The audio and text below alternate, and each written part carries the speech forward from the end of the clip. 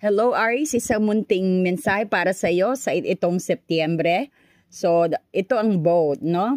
So, sumisimbolo ito ng isang paglalakbay o paglipat. Maaring nasa isang yugto ka ngayon ng isang buhay kung saan nagpaplano ka o nagsisimula ng bagong kabanata ng iyong love life.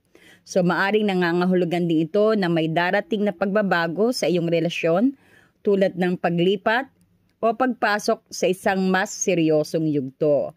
So, meron ka rin ditong Cupid Arrow at ito ay isang malinaw na simbolo ng romansa at bagong pag-ibig. Merong isang biglang koneksyon na darating o isang spark na mararamdaman mo.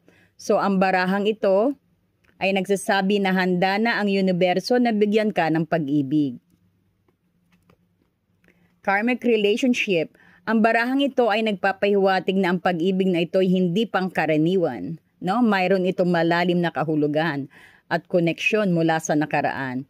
So, ang taong ito ay darating sa iyong buhay upang magturo sa iyo ng isang mahalagang aralin o upang tulungan kang maghilom mula sa nakaraan. Ito ay isang relasyon na may layunin na lumago sa kabila. No? So, ito na ang iyong kadate. Ito na siya.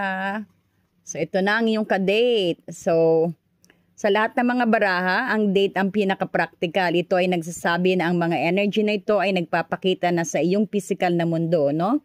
So, sa madaling salita, mayroong isang aktual na pagkakataon para sa isang date o isang seryosong pag-uusap na magaganap.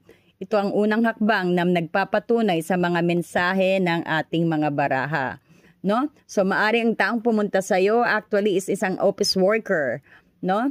Nakikita mo ang kanyang kamay ay nasa bulsa, maaring may ibigay siya sa iyo, no? So, bilisan mo at magplano ka na ng date, no? Pero nakikita natin ang buong mensahe nito na nagsasabi na may isang mahalagang paglalakbay sa pag-ibig na naghihintay sa iyo. Handa ka na ngayon para sa isang seryosong koneksyon, na ang darating ng taong ito ay may malaking epekto sa buhay mo at ang pagkakataon na makilala siya at ay paparating na. So, pakinggan ang iyong intuition at maging bukas sa mga bagong karanasan. Ayan, so hintayin nyo lang po ang buong reading nito, no? Aries,